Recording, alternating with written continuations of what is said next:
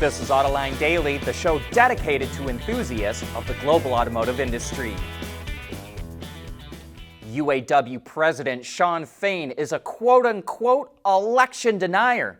At least that's what the Center for Union Facts says. The anti-union organization ran an ad in the New York Times calling him an election denier and accused him of, quote, trying to undermine workplace democracy. The UAW wants the National Labor Relations Board to void the results of the recent election at Mercedes' Alabama plant and hold another one. 56% of workers at the plant voted against the union, but the UAW claims the vote was unfair because the company ran a, quote, relentless anti-union campaign and fired pro-union workers. We think it's unlikely the NLRB will overturn the vote, but if the union didn't fight the results, some members could accuse Fain of not trying hard enough. Meanwhile, President Biden will name Shawn Fain to the administration's Export Council. The council's job is to advise the president on policies and programs that affect U.S. trade. There's signs that China's economy is slowing down, but you wouldn't know it based on sales of new electric cars last month. While we don't have the official numbers yet for the total market, preliminary data shows that sales of EVs and plug-in hybrids grew 33% to 770,000 units, while ICE vehicles dropped more than 5%. BYD reported sales were up almost 25%. Zeekr said its sales doubled. NIO was up 234%. Xpeng was up 35%, and Li Auto was up 24%. With EVs doing so well, we wonder if automakers will call a ceasefire in their price war, or if they'll just keep cutting prices. Even though the United States and Europe are doing their best to keep Chinese cars out of their markets, American and European automakers are running to China to help them slash cost of their electric cars. Stellantis will use technology from Leap Motors. Bloomberg reports that one reason Stellantis went with Leap is that the Chinese automaker is very vertically integrated, which gives it a big cost advantage. VW is getting tech from Xpeng, Audi is going to SAIC, Toyota is getting it from BYD, and Ford is using Chang'an to develop its Skunk Works car. It's very likely that we'll see other foreign automakers working with Chinese companies. Elon Musk is pushing Tesla to make good on his $56 billion pay package, but he's running up against some growing opposition. Shareholder advisory firm Glass Lewis recommended voting against it. Some of the U.S.'s largest pension funds have done the same, and last week, proxy advisory firm ISS urged shareholders to vote against the proposal. The $56 billion pay package was approved by shareholders in 2018, but in January, a Delaware judge voided it because of misleading statements from the company and Elon's close personal relationships with the Tesla board. But that's what the experts think. We think Tesla shareholders will overwhelmingly approve the massive payout.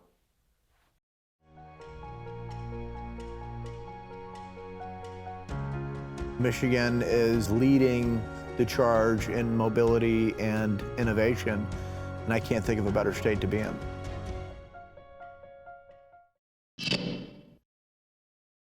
When the Jeep Wagoneer was revealed about 4 years ago, we reported that there would eventually be a plug-in hybrid version of the big SUV. The 4xe version of the Wrangler was revealed at about the same time, so we wondered if it might have a similar setup. But Jeep CEO Antonio Filosa says it will be based on the propulsion system of the Ramcharger pickup, which is an extended-range EV. That's where the vehicle still has a gas engine, but it's only used as a generator to charge the battery. The setup in the Ramcharger consists of a 3.6-liter V6 engine to charge a 92 kilowatt-hour battery pack, which feeds front and rear electric motors that produce about 660 horsepower when combined. That provides pretty impressive performance, with 0 to 60 estimated at 4.4 seconds. But the real advantage to a setup like this is range and towing. The Ramcharger is estimated to get up to 690 miles or over 1,100 kilometers of range and the ability to tow up to 14,000 pounds. While the pickup is expected to come out in the fourth quarter of this year, there's no official word yet for the Wagoneer 4xe. 2 more years. That's what Ford's Jim Farley says. In 2 more years, they'll offer hands-free and eyes-free driving. He says it's already technically possible. They just have to get the cost down. Farley tells Bloomberg it will work at speeds up to 80 miles an hour, but only in good weather, and it should be ready for mass production in 2026. Farley says it will turn your car into an office where you can safely do conference calls while your car takes you to where you're going. Ford currently charges $2,100 for a 3-year subscription to its hands-free Blue Crew system, or owners can pay $75 a month. No word yet if eyes-free will cost more, but Ford clearly sees subscription services as a key way to boost its growth and profitability. Speaking of Ford, it says an electric van in Europe will make up for its higher initial cost compared to a similar gas or diesel van in just 3 years. According to a report commissioned by Ford's commercial division, the biggest reason for that is the cost of filling up. Average cost to charge an electric van is 3,700 euros for a full year compared to 12,400 euros for a gas or diesel van. Reduced operating expenses was the top reason for switching to EVs, according to people that responded to the survey. Access to low emission zones, which limit gas and diesel cars, is another reason for switching. That's because small and medium businesses, which make up almost 99% of businesses in Europe, are more and more adopting electric vans because they need to be able to travel into those low emission zones. In total, it says van-related businesses in Europe contributed about €1 trillion across the EU and the UK last year. But the biggest thing holding back even more EV expansion is a lack of charging. And in one last bit of Ford news, here's the F-150 Lightning Supertruck that will race up Pike's Peak on June 23rd. To me, it looks more like a modified version of last year's Supervan, but it will still be very impressive. That massive rear wing looks to be nearly 1/3 the size of the whole truck, and Ford says all of its aero features combined have been designed to generate 6,000 pounds of downforce at 150 miles an hour. And just for a little reference, that's about 3.5 times more downforce than an F1 car generates. And electric vehicles participating in the iconic hill climb have really gained in popularity over the years, and Hyundai will also have a couple of electrics at the race. Not only will it have 2 production Ioniq 5Ns, but it will also run 2 modified versions of that car. Upgrades include new shock absorbers, brakes, wheels, and tires, and a new aero package. The powertrain is carried over from the production car, but a software tune squeezes out an extra 37 horsepower, which brings total output to roughly 685 horsepower. It will even use modified driving sounds pumped through speakers at up to 120 decibels to replace sirens that EVs typically have to use during the race. More and more automakers are testing humanoid robots on the production line. BMW, NIO, Tesla, and Magna are all doing so, and now Chinese automaker Dongfeng will deploy robots at one of its plants.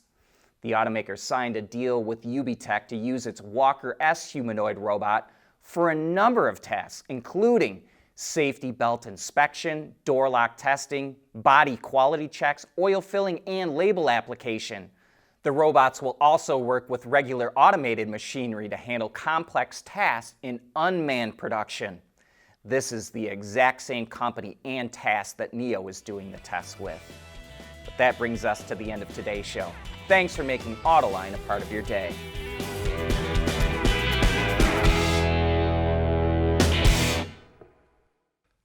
Autoline Daily is brought to you by Bridgestone, solutions for your journey. Intrepid Control Systems, over-the-air engineering boost your game. MEDC, where Michigan businesses are powering the future of mobility. Tejan Automotive Technologies, the formula for better mobility. And by ZF. There's nothing wrong with heavy metal. Hey, lighten up. But with world-class composite material, Teijin Automotive Technologies makes vehicles lighter, safer, and more eco-friendly. Intrepid's NeoVi Pi, allowing automotive engineers to interface, capture, and monitor vehicle data using Raspberry Pi. As a matter of fact, it's the automotive industry's first robust platform for Raspberry Pi, featuring Intrepid CAN-FD technology and Raspberry Pi compute module. The NeoVi Pi is designed for automotive environments, allowing use with relative power ranges and applications. In addition, the NeoVi Pi enables you to use the Raspberry Pi for compute while avoiding additional development to adapt to network environments. That makes the NeoVi Pi powerful enough to solve your vehicle network problems, yet small enough to fit in your backpack. One of many Intrepid tools used for developing zonal architecture and software-defined vehicles.